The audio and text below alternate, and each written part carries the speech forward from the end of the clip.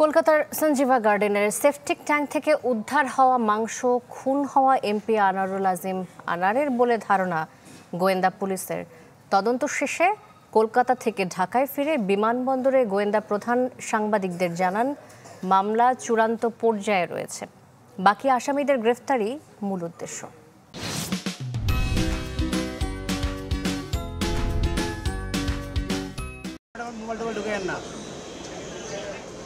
কলকাতায় এমপি আনোয়ারুল আজিম আনার হত্যার তদন্ত শেষে বৃহস্পতিবার ঢাকায় ফেরেন গোয়েন্দা পুলিশের ৩ সদস্যের প্রতিনিধি দল। বিমানবন্দরে সাংবাদিকদের মুখোমুখি হন গোয়েন্দা পুলিশ প্রধান। কথা বলেন বিভিন্ন অমীমাংসিত বিষয়।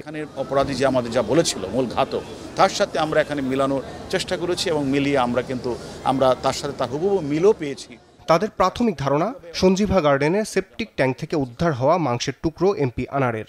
স্বাভাবিকভাবে এই মাংসগুলি এভাবে ফ্লাশের মাধ্যমে যায় না, সেক্ষেত্রে আমরা মনে করছি তারই হবে।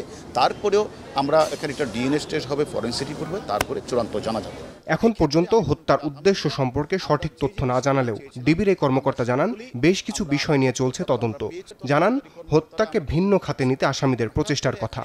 দেখেন, এলাকার আধিপত্য বিস্তার নিয়ে কোনো সমস্যা আছে কিনা, এখানে রাজনীতি, প্রতিদ্বন্দ্বী, অর্থনৈতিক, সামাজিক, বা এখানে উনি মাঝে মাঝে কিন্তু কলকাতায় যেতেন। সব কিছু আমরা বিচার বিশ্লেষণ করছি, পাশাপাশি ইন্ডিয়ান পুলিশ এগুলো বিচার বিশ্লেষণ করছে।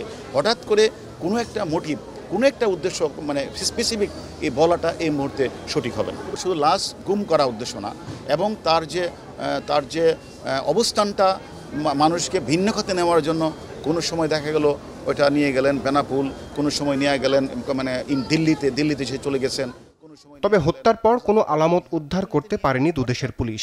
বাকি আসামিদের দেশে ফিরিয়ে আনা মূল উদ্দেশ্য বলছেন হারুন। আমাদেরকে পারিপার্শ্বিক সাক্ষ্য ডিজিটাল এভিডেন্স আমাদের কাছে রয়েছে, সব কিছু আমাদের, এবং দুই পক্ষের মানে গুরুত্বপূর্ণ আসামিরা গ্রেপ্তার রয়েছে, এবং তাদের কাছ থেকে তথ্যপত্র নিয়ে আমি মনে করি আমরা মামলাটার কনক্লুসিভ পর্যায়ে আছে। কিছু কিছু আসামি যারা বাইরে অবস্থান করছেন তাদেরকে দ্রুতই ফিরিয়ে এনে দুই দেশের ঐকান্তিক প্রচেষ্টার মাধ্যমে আমরা দ্রুতই তাদেরকে ফিরিয়ে আনার চেষ্টা করব।